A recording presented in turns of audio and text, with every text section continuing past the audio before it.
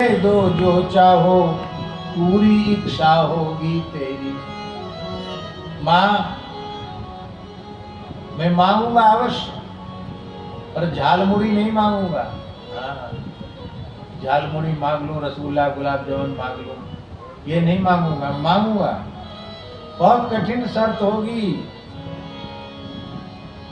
माता बोली दूंगी अवश्य, जो मांगोगे सो पाओगे। लाल तुम्हारे लिए सर्वस्व न्यौछावर है, तुम जो मांगोगे मिलेगा। विश्वास मुझे है राम भद्र, जग हित कर ही करवाओगे। सारे संसार के कल्याण के लिए तुम्हारा अवतार हुआ है। तुम कोई ऐसी बात कह ही नहीं सकते हो जिससे किसी की कुछ हानि हो सकती हो। ऐसा व्यवहार तुम्हारे द्वारा संभव नहीं। भगवान बोले, माँ तू बहुत बुद्धिमती है, तूने ठीक समझा। हित कर ही नहीं परम हित कर, व्यक्तिगत नहीं सचराचर का। पूरी सृष्टि का काम करना है, अनिवार्य कार्य यह करना है, उतरे सिर भार धराधर का। शेषी के मस्तक पर पृथ्वी का भार हो रहा है, उसका भार हल्का करना है। जो मन भावे सो मांग लाल, अपनी इस जीती बाजी में। कैकेयी माता ने कहा कि जो मांगो मांग लो, होगी प्रसन्नता परम मुझे, मैं राजी तेरी राजी में। मुझे बहुत प्रसन्नता होगी, जो तुम्हारी इच्छा हो मांग लो। ऐसी ही आशा थी तुझसे, यह भाव और को पा सकता। जो कार्य संभाल सकोगी तुम, कोई दूजा नहीं निभा सकता। माँ, यही तुमसे आशा थी। इतना कठिन कार्य माँ तुम्हारे अतिरिक्त और कोई नहीं कर सकता। इसका निर्वाह तो केवल आपके द्वारा ही संभव है। कार्यान्वित हो योजना सही, इसके पहले कोई जाने ना।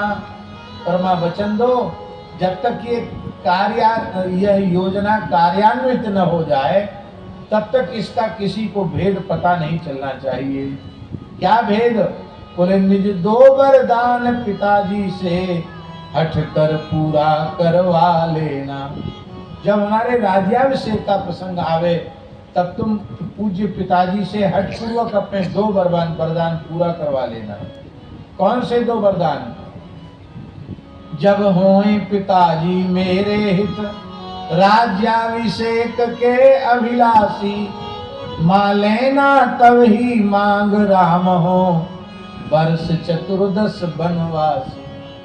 14 साल के लिए बनवासी हो जाएं। युवराज होए प्रिय भरत लाल, कौशल का भार संभालेंगे। भरत जी राजा हो जाएं, तब तक हम बनवासी बनकर ये पूरे संसार की जो बिगड़ी है, सब बिगड़ी बात बना लेंगे। ये सुन करके मैया कैकेयी ठिठक गई, रह गई ठिठक मजली मैया। यह कठिन काम मुझसे लोगे, कौशल उजाड़ने का कलंक अपनी मझली माँ को दोगे। भाई जब उजड़ जाएगी और मैं कलंक की भागनी बनूंगी।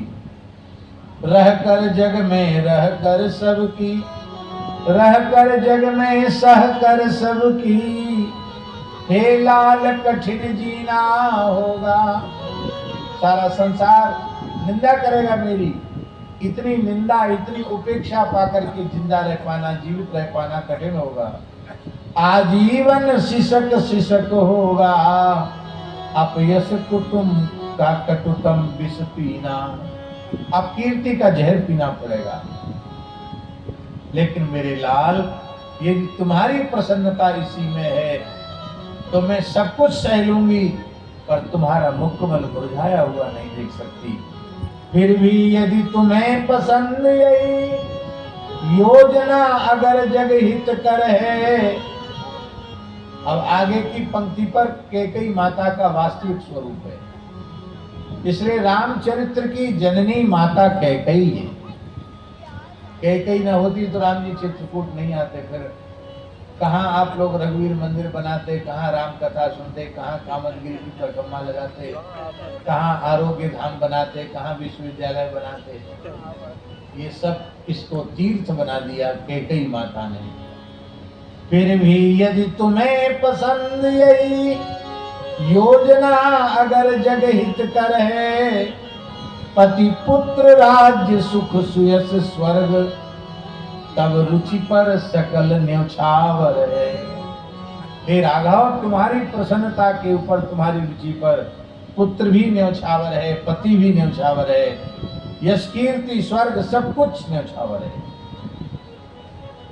इस तरह जगत के हित कारण योजना बनी सुखशीला है।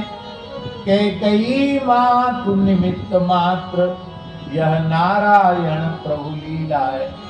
इसलिए राम जी ने भरत जी से कहा कि जिन्होंने संतों की सभा का सेवन नहीं किया है वे ही जड़मती माता कौशल्या का कैकई को दोष देंगे। जिन्होंने संतों की सभा का सेवन किया है वे कैकई माता को दोष नहीं दे सकते। पूज्य श्री बक्सर वाले महाराज जी कैकई माँ के चरित्र का इतना सुंदर महिमा मंडन करते थे कि दूसरा कोई उदाहरण उपलब्ध नहीं होता।